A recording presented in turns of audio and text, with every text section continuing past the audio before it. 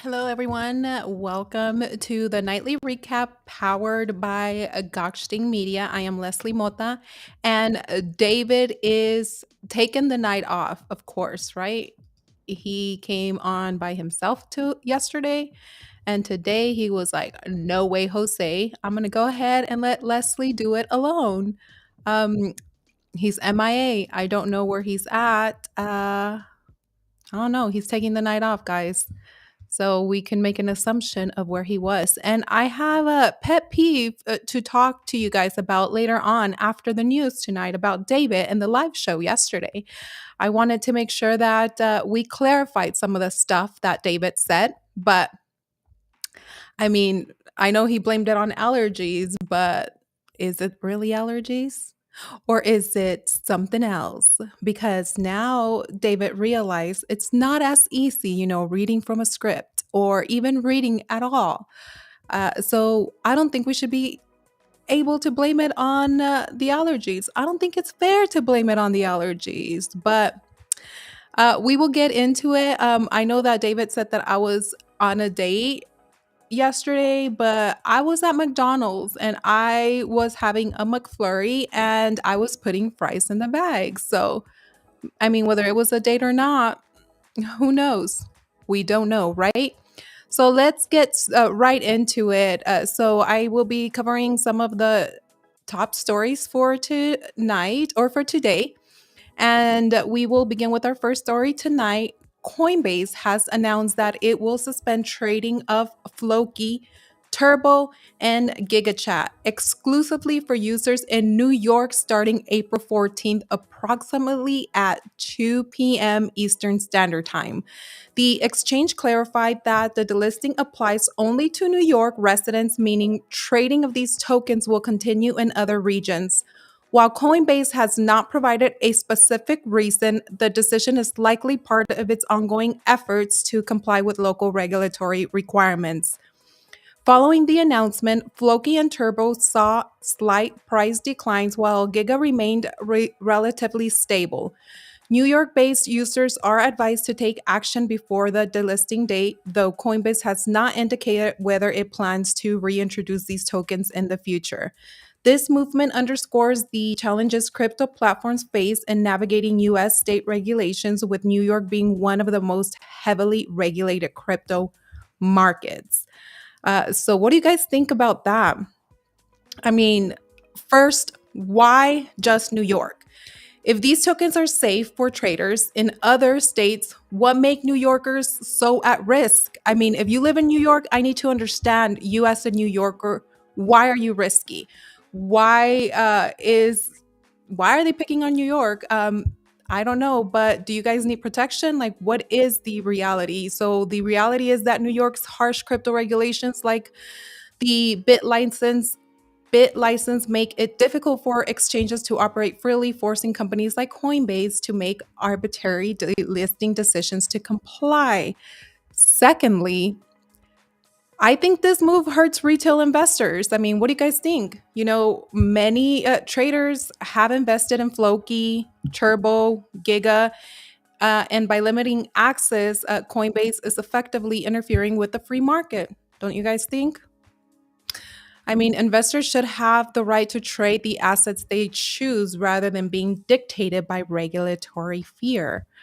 Finally, crypto was built on decentralization and financial freedom. So, do you guys think that delisting certain tokens based on location sets a dangerous precedent where state governments, not users, decide what digital assets people can own? So, if Coinbase wants to support the crypto revolution, it should be fighting these regulations, not giving into them. I don't know, Rect. I don't get it either. I mean, I need to understand why New York is always at the top of these regulatory things. Why is New York one of those crazy states? Man, these New Yorkers think y'all are difficult out there. I mean, David's a New Yorker and man, he is a difficult person to deal with. So, we'll see. In other news, the long running legal battle between Ripple Labs and the U.S. Securities and Exchange Commission, SEC, is reportedly nearing its conclusion, marking a pivotal moment for both XRP and the broader cryptocurrency industry. The case, which began December of 2020, centers around the SEC's claim that Ripple raised 1.3 billion through unregistered XRP sales. A significant ruling in August of 2023 determined that while institutional sales of XRP were unregistered securities transactions, programmatic sales to retail investors were not. Ripple was ordered to pay 125 million fine, but legal negotiations have continued in the effort to finalize a settlement. With reports indicating that both parties are working toward an agreement, the crypto market has reacted positively, sending XRP's price up by 3% as investors anticipate a favorable outcome. The resolution of this case could set a major precedent for how digital assets are regulated in the US and may signal a more lenient approach from the SEC, which has recently withdrawn lawsuits against other crypto firms. As the industry watches closely, the final decision in this case could shape the future of the cryptocurrency regulation in the United States for years to come. Ah, yes. 4 years of legal drama, continues filings, and enough lawyer fees to buy a private island. I want to go to that private island. The SEC and Ripple are finally nearing in conclusion. What a shocker. I mean, I'm sure it will be wrapped up any day now. Who knows? Just every other final stretch we've heard since 2002. But hey, at least XRP holders get a 3% price bump, right? While waiting for yet another round of negotiations. Progress? Sure. Let's call it that. What else can we call it? Oh my goodness. It's never over. Okay. In other crypto news, in a historic move, Abu Dhabi based investment firm MGX has injected 2 billion into Binance, marking the first major institutional investment in the world's largest cryptocurrency exchange. The investment, reportedly made in stablecoin, signals Abu Dhabi's increasing role in global crypto market, aligning with the UAE's broader ambition to establish itself as a digital asset hub.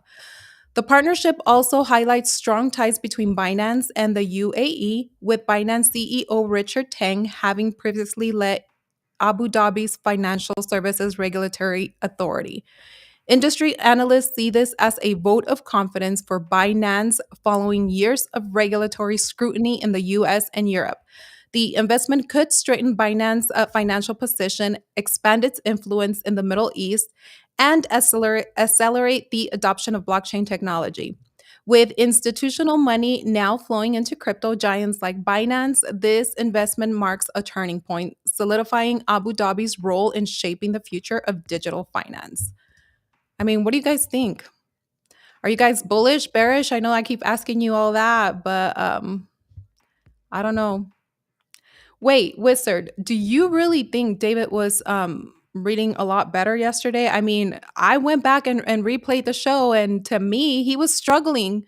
He was struggling to read yesterday. It's like he could not get a sentence out. It was not flowing. He had to blow his nose. Excuse me, I have allergies today too. Let me blow my nose. I also need a drink of water.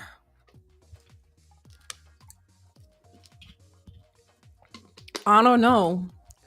What do you guys think? Yeah, allergies are kicking my butt. I think allergies are kicking everybody's butt. Wherever you are, whatever state.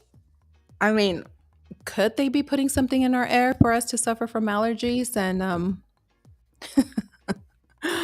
who knows? Empress, I am crying. I'm crying. I'm writing solo. I was abandoned today. David decided to take the night off. He was like, I am not coming on the show tonight. I need a day off. I'm like, bro, don't you have every night off?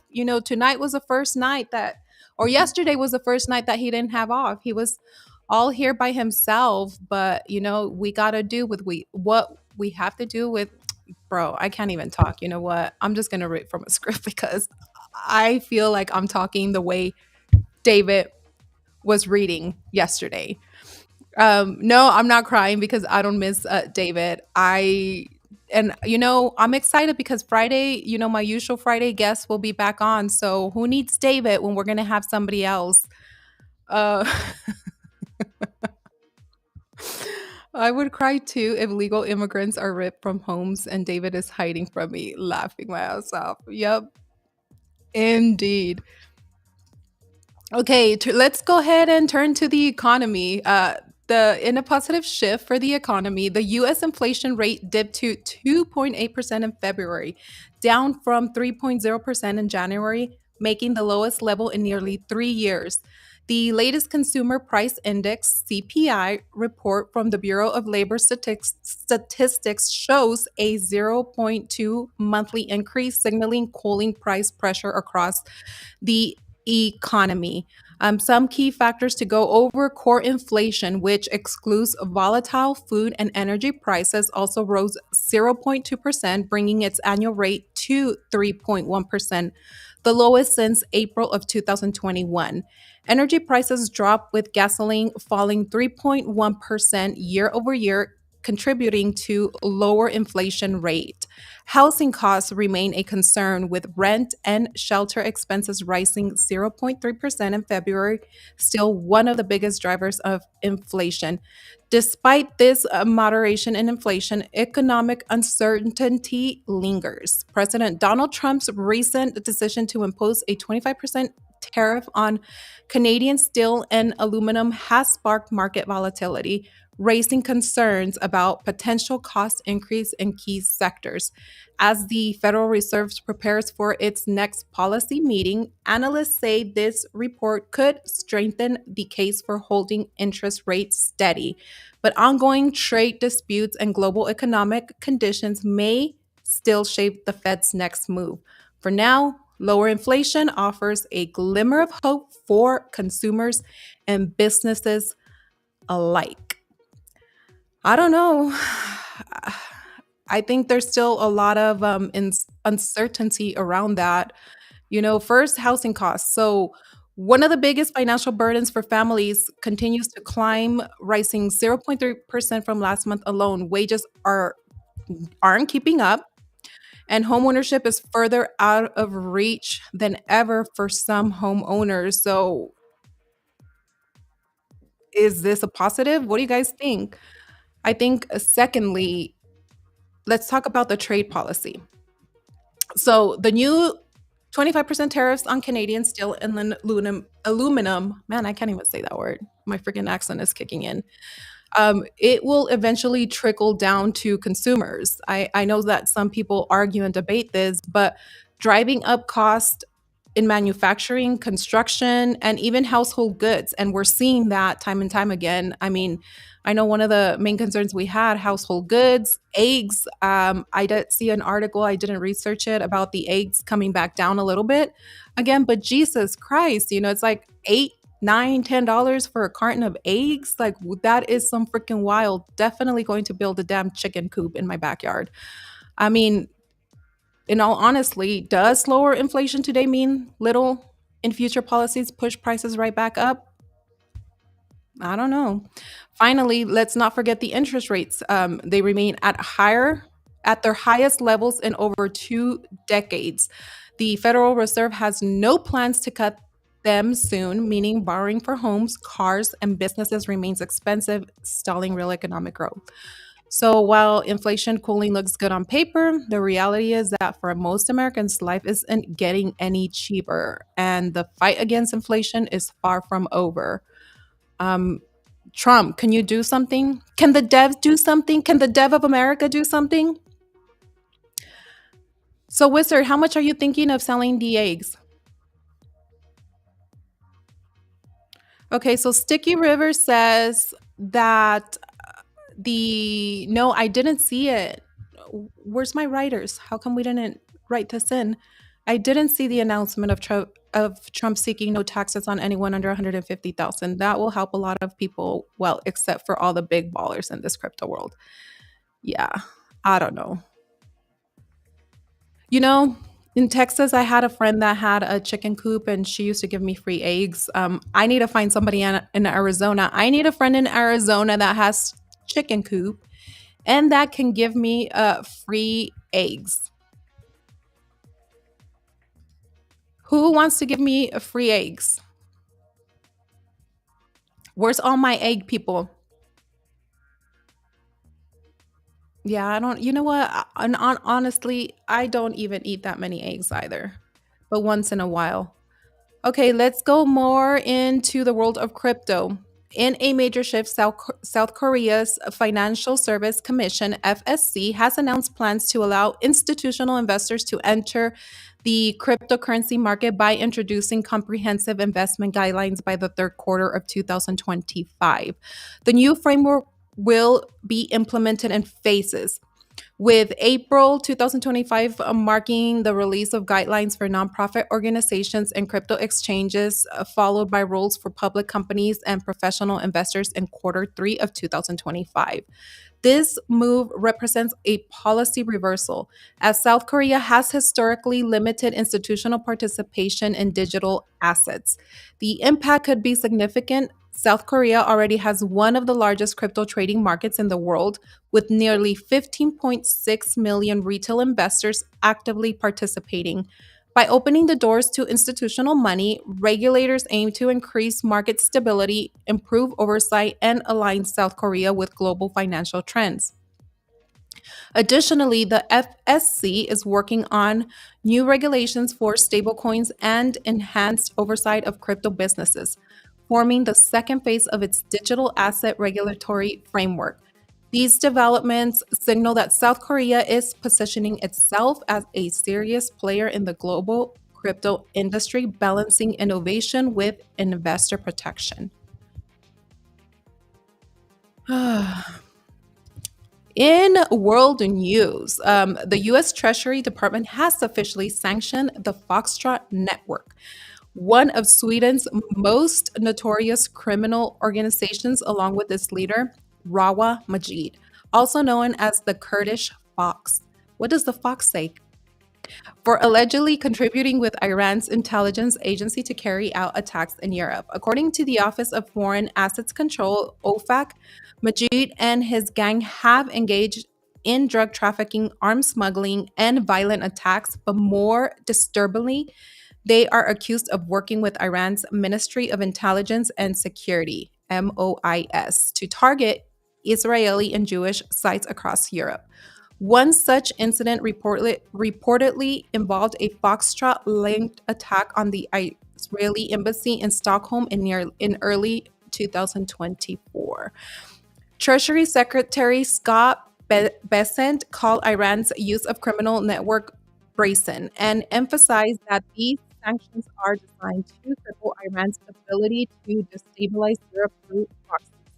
These sanctions will block its access to the U.S. financial systems, effectively cutting off key resources for the gang's activities. This move marks strong escalation in the U.S. efforts to combat Iran's expanding influence in Europe and disrupt criminal networks being used as political tools. As tensions rise, authorities across Sweden and Europe are now on high alert for further Iranian backed threats. Oh my goodness, my allergies are killing me. Can you guys tell? Um, oh my goodness. What does the fox say, guys? I don't know what the fox says. Can somebody send me a little voice note, a clip, and then I can play it over here for you guys? What does the fox say? I don't know. I remember, but I don't remember. Yeah. I think allergies is kicking everybody's butt today. I'm gonna go to Mexico and buy some of those more eye drops and medication. That stuff works. I mean, it drains you. Oh, you know what? For allergies, have you guys tried this? I told David to try it, and he told me F no. If you get two garlic cloves and if you stick them up your nose and you leave them for 15 minutes, it's supposed to completely drain you out. I am so tempted to try that for research purpose only, and I will report back to you guys. Oh my God. Has anybody tried that? Garlic clove in your nose? Okay, moving on to the next story. In a bizarre case of financial fraud, four individuals have been sanctioned for forging bankruptcy petitions using the name of a deceased person in an elaborate scheme to delay creditors and illegally obtain real estate. According to the U.S. Trustee Program, the USTP, the suspects filed fraudulent bankruptcy documents under the name of Marie Acree, a woman who had already passed away, in an effort to trigger an automatic stay, a legal mechanism that temporarily halts foreclosure and debt collection. This move blocked creditors from reclaiming property that was allegedly being targeted for illicit acquisition. Further investigations revealed a pattern of fraud with additional forged petitions linked to other deceased individuals, including Robert L. Johnson and Stephen E. Weinstein. Authorities suspect this was part of a broader real estate scam designed to manipulate the legal system for financial gain. The sanctions imposed aim to protect the integrity of the bankruptcy system and prevent further abuses. The individuals involved could face further legal action, including fines and potential criminal charges. This case serves as a warning about vulnerabilities in the legal system and highlights the ongoing efforts of federal regulators to crack down on financial fraud and protect creditors from deceptive schemes. So protect yourselves. They have no shame, no shame whatsoever. Now, let's get ready to rumble. Video sharing platform Rumble has made a bold move into cryptocurrency, acquiring 188 Bitcoin valued at 17.1 million as part of its treasury diversification strategy. This purchase follows the company's previously announced plan to allocate up to 20 million in Bitcoin, positioning it as one of the growing number of corporations embracing digital assets. Rumble's chairman and CEO Chris Pavlovsky explained the decision, stating that Bitcoin serves as a hedge against inflation and valuable store of value, especially as traditional currencies face potential devaluation. The acquisition reflects a broader trend of corporate adoption of Bitcoin, following in the footsteps of companies like Tesla and MicroStrategy, which have incorporated the digital asset into their balance sheets. Rumble's move could signal greater crypto integration in the media and tech sectors, further legitimizing Bitcoin as a mainstream financial asset. As the company monitors market conditions, it has hinted at a potential future acquisitions, reinforcing its long-term commitment to digital finance. Now, all of you, whoever are here in the chat, whoever's watching, David should be back tomorrow. And I am going to pull four questions from the chat to ask David. So if you want your question to be asked live, put it in the chat. And then I am going to go back, look at all of the questions that were asked, and ask them live. If you don't put any questions, then I'm not going to ask, but we'll see. Maybe I will pick your questions. So pick your questions. But anywho, that wraps up the major stories for tonight. And let me see if we have any breaking stories out of our Gokhshtein account. Yeah, we do. So about an hour ago, Secretary of Commerce Howard Lutnick states that President Trump's objectives is to remove taxes for individuals earning less than 150,000 annually. That's what you said earlier to one of the viewers. Well, I mean, you're listening too, so same difference, right? Earlier today, Jack Mahler argues that the establishment of strategic Bitcoin reserve by the United States marks a crucial moment in American history, and it will be remembered as a significant shift in economic policy. It sure will. Deutsche Bank describes Bitcoin as similar to gold and suggests that the U.S. strategic Bitcoin reserves may establish global benchmarks. Everybody go and follow the Gokhshtein account for news, updates every day, all day. most of the day. Hi, Randy. Good to see you, Tammy. Good to see you, Soul River, Bia. But that wraps up the news for tonight. Oh my goodness gracious. Okay, there we go. But before we wrap up the night, I do have a few things to say about yesterday's live because I know that my name was mentioned a few times. First of all, David couldn't read. He had difficulties reading the script. How difficult is it to read?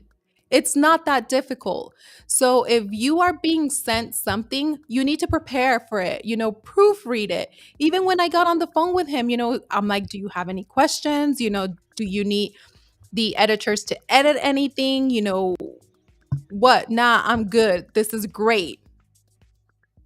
But then you come on and you're not able to and you blame it on your allergies. David, I do not take 9 hours to read a script. That's another thing that you said, that I took 9 hours to read a script. I mean, did you go back and replay your life? Did you watch how long it took you to read? I don't think so. And you shouldn't, if you're prepared, you shouldn't feel uncomfortable. Practice makes perfect. So if you are uncomfortable with something, study it, practice it. Don't just go blind and just do it live, understand what you're doing. And he went blind, like a mouse or mice, man. I'm not good at making fun of him like he's making fun of me, but I also appreciate you wearing a suit, because one of the things that you complained on this live, David, was that I told you you could not wear a hoodie with a brand. And I'm like, bro, look professional, wear a suit. And I mean, the whole chat agreed that he looked sharp with a suit.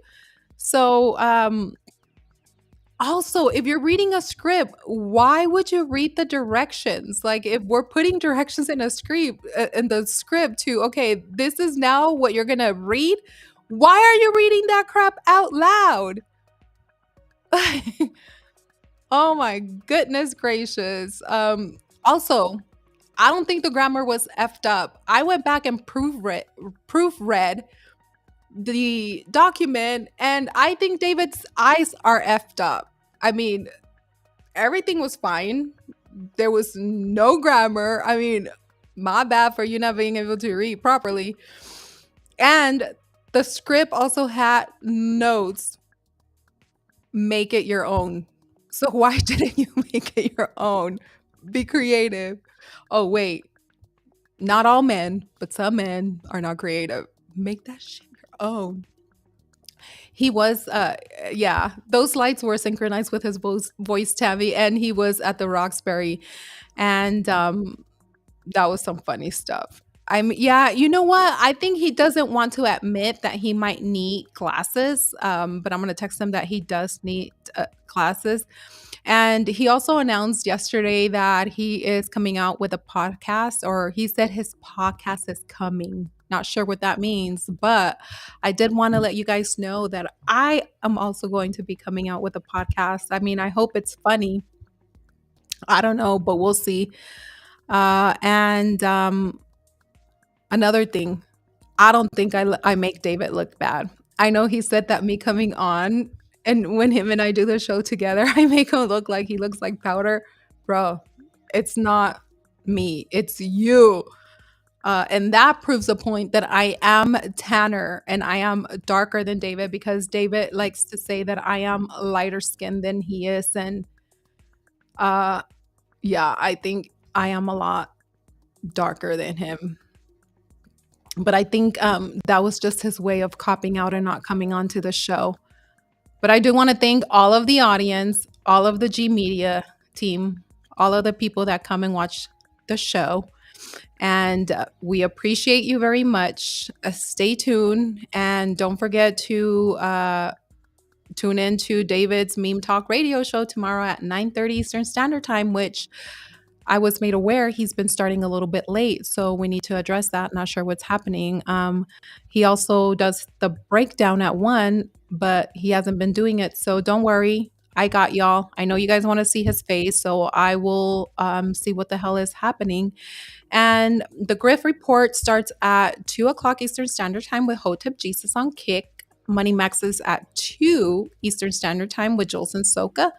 And then we have Crypto News at 4 with Julie Kennis on YouTube, and Boss Talk at 1:30 Eastern Standard Time with Boss Face, and that is every Sunday. We have a lot of great stuff coming on, and that is all for tonight. Thank you everyone for joining the nightly recap. If you guys came in to tune in and see David, I apologize for him not being here today. Hopefully he will be here tomorrow. You never know with that guy. Have a wacky wet. Is it Wednesday? Yeah. Have a wacky wet Wednesday. We love you guys all.